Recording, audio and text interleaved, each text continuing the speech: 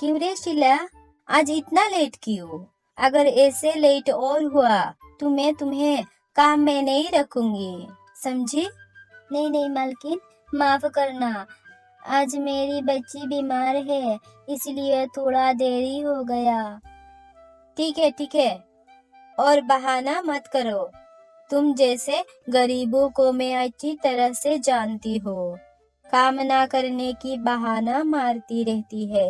जाओ, घर में बहुत सारा काम पड़ा है, जल्दी से निपटा लो।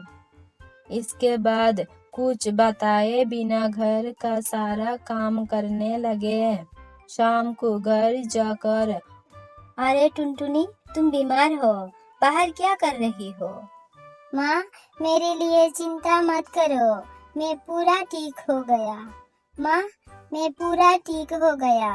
मैं कहा था ना माँ कि मेरे लिए आइसक्रीम लाना, क्यों नहीं लाया आइसक्रीम? अरे टुनटुनी, कोई बीमार हो के आइसक्रीम खाता है क्या? पूरा ठीक हो जाओ, मैं तुम्हारे लिए आइसक्रीम लाऊंगी। ये कहकर माँ बेटी घर चला गया।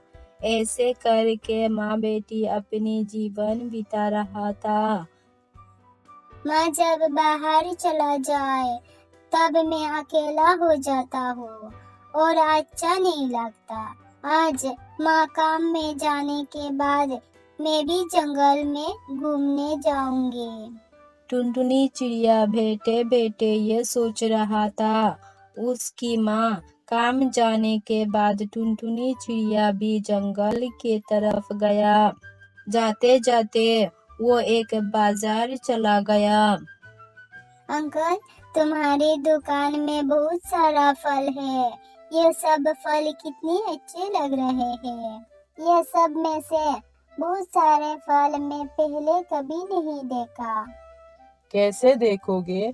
तुम्हें 4 दिन हो गया इसी दुनिया में आने की। इसका नाम है आम। लेना है तो लो, और अगर नहीं लेना तो यहाँ से चला जाओ। हाँ, मैं आम लेना चाहती हूँ, लेकिन मेरे पास पैसे नहीं है। मुझे कुछ आम दे दो, माँ से पैसे लाकर आपको दे दूंगी। नहीं नहीं, मैं किसी को बाकी कुछ नहीं देता। पैसे दे और आम ले। अगर पैसे नहीं है तो यहाँ से चला जाओ। मेरी ग्राहक आने की समय हो गए हैं। ऐसे करके टुनटुनी को वहां से भगा दिया और टुनटुनी चिड़िया दूर जाके एक पेड़ पर बैठ कर रोया। तब एक माँ परी टुनटुनी के पास आया और बोलने लगा, डरो मत टुनटुनी माँ, मैं चिड़िया की परी माँ हूँ। जंगल में कोई रूठा है तो मैं जल्दी से आके उससे मिलता हूँ। अब बताओ, तुम क्यों रो रहे हो? तुम्हें किसी ने मारा है क्या? परी माँ, मैं एक फल दुकान में गया था और वहाँ मैंने आम देखा। मेरे पास पैसे नहीं है, इसलिए दुकानदार ने मुझे दुकान से भगा दिया। मेरी माँ बहुत परिश्रम करके राशन के पैसे लाते हैं। मेरे पास आम खाने की पैसे नहीं है। हम बहुत गरीब हैं, बहुत गरीब। मेरी बच्चा, तुम रो मत।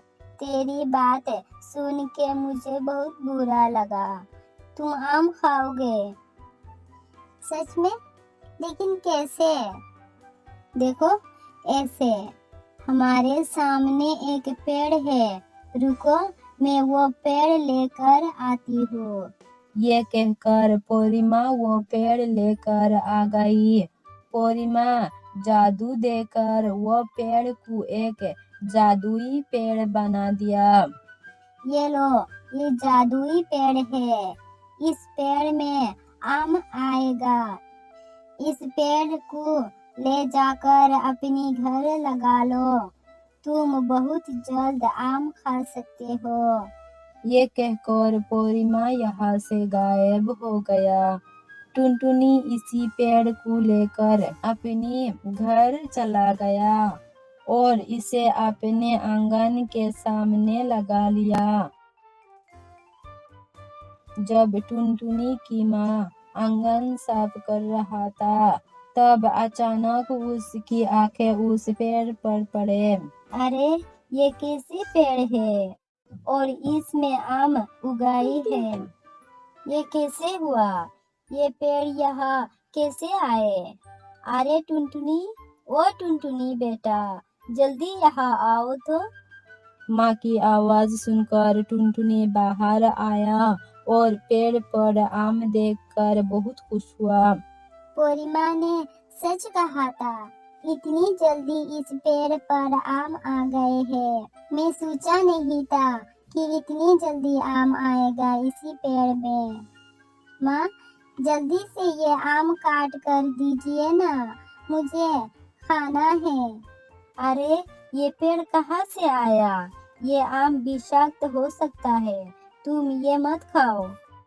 टुनटुनी अपनी माँ को इसी पेड़ की सारी बातें बता दिया और ये सब बात सुन के माँ को शांति मिला। इसके बाद ये आम काट कर टुनटुनी को दिया।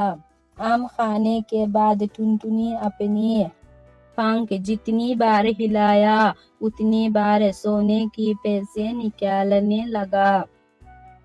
तुम्हें मना किया था कि परी माँ की ये आम मत खाओ, लेकिन तुमने खाया। अब तुम्हें कुछ हो गया तो मैं क्या करूँगी? माँ चिड़िया ये सोचने लगा। तब उनके पास परी माँ आया और कहने लगा, तुम्हारी बच्ची के सोने पैसे देखकर तुम डर गए हो क्या? ये कोई बुरा नहीं करेगा। ये शक्ति मैंने दिया है इसे। इससे कोई नुकसान नहीं होगा। ये पैसों से तुम्हारा थोड़ा बहुत मदद हो जाएगा। ये कहकर परी माँ यहाँ से चला गया। ये सुनकर माँ और टुनटुनी बहुत खुश हो गया और इसके बाद उसकी सभी गरीबी दूर हो गए। बहुत दिन हो गया शीला मेरे घर में काम के लिए नहीं आई। आज इसके घर चली जाती हूँ। काम में क्यों नहीं आती? ये सोचकर चिड़िया शीला के घर चला गया।